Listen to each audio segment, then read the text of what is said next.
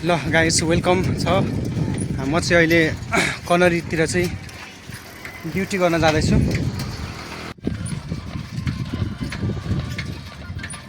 अनि के छ त अनि चुनावको तयारी?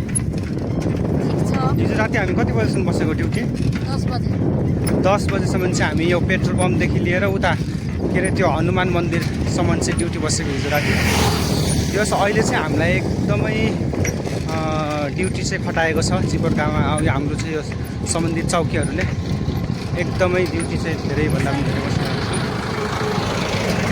आज चाहिँ साइकलमा गाह्रो छ यस्तो काम गर्नु। साइकलमा जाने, साइकलमा आउने। कनरीको सिन हो यो चाहिँ, जस मस्त छ। अब चाहिँ यो मोड सकिने बित्तिकै हाम्रो चाहिँ चौकी आउँछ। ल म चाहिँ फाइनली कनरी चौकीमा चाहिँ पुगिसकेको छु। उहाँ चाहिँ ड्युटीको टाइम टेबल मिलाउन लाग्नुभएको छ। यो चाहिँ हाम्रो साइकल पार्किङ, हजुरले देख्न सक्नुहुन्छ। एक्सिडेन्ट भएको अटो पनि यही छ। म चाहिँ यहाँ पुगिसकेको छु। हजुरहरूलाई के लाग्छ कमेन्ट गरिदिनु होला। यो चाहिँ हाम्रो सबै चौकीको दृश्य हो, हजुरहरूले देख्न सक्नुहुन्छ। अब यसपछि चाहिँ हाम्रो चाहिँ उहाँ चाहिँ ड्युटी टाइम टेबल बनाउँदै हुनुहुन्छ। हाम्रो चाहिँ अब आज चाहिँ गस्तीमा जानुपर्छ। अनि हामी चाहिँ निस्किसकेका छौँ है गस्तीतिर। आज चाहिँ हामी वडा नम्बर 15 को यो हाम्रो वडा नम्बर 15 को वडा कार्यालय जाने हो। त्यहाँदेखि लगभग 1 घन्टा लाग्छ। अहिले चाहिँ हामी उर्मामा हो, उर्मा गाउँतिर ड्युटी गर्दै।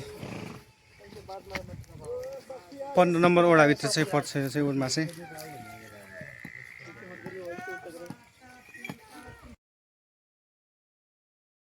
अनि गाउँतिर ड्युटी गर्नुकै मजा नि धेरै हुने रहेछ। हेर्नुहोस् न साथीहरू, हामीले चाहिँ बयर पाकेको थियो। अनि त्यो बयरमा चाहिँ बयर चाहिँ हामीले गएर खायौँ। पछाडि चाहिँ हाम्रो टोलीहरू हो।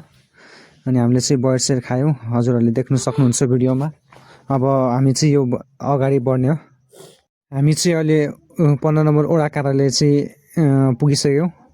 उर्मामा धेरै टाढा रहेछ बाटोदेखि। हामी करिब 1 घन्टा हिँड्यौँ। 1 घन्टा हिँडेर चाहिँ हामी भित्र। अब यहाँ चाहिँ ठ्याक्कै यो चौकी यो वडा चाहिँ बन्द गर्न लागेको रहेछ। यहाँको बाहिर चाहिँ हामीले चाहिँ खोल्न लगाएर वडा चाहिँ खोलेर पानी सानी खाएर चाहिँ हामी चाहिँ बाहिर निस्क्यौँ।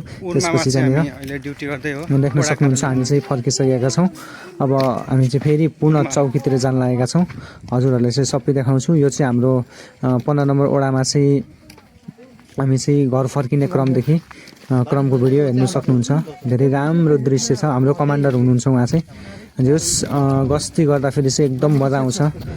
शान्ति सुरक्षा कायम हुने भयो। जनताहरूलाई चाहिँ अब शान्ति सुरक्षा कायम हुन्छ अथवा देशमा चाहिँ सम्पूर्ण कुराहरू चाहिँ चलिरहेको छ, सम्पूर्ण जानकारी गराउनको लागि।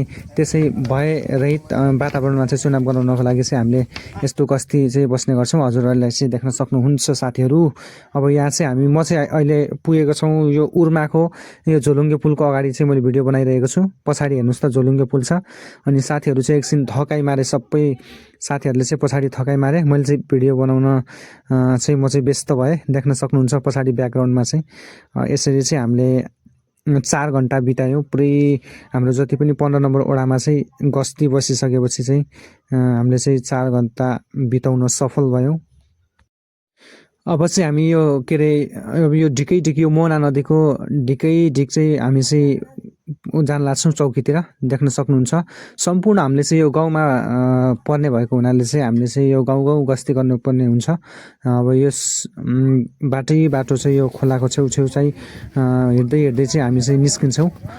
कनरी चौकीमा चाहिँ एकदम टाढा छ। यहाँदेखि लगभग करिब 1 घन्टा लाग्छ त्यहाँसम्म जानलाई लागि बाटोसम्म। हेर्न सक्नुहुन्छ हामी चाहिँ पिच रोडमा पुगिसक्यौँ। अब चाहिँ हामी चौकी पुग्न आँटेका छौँ। मैले चाहिँ सबै भिडियो चाहिँ देखाइरहेको छु हजुरहरूलाई। फाइनली चाहिँ हामी चौकी पुगिसकेका छौँ। देख्न सक्नुहुन्छ भिडियोमा रात पर्न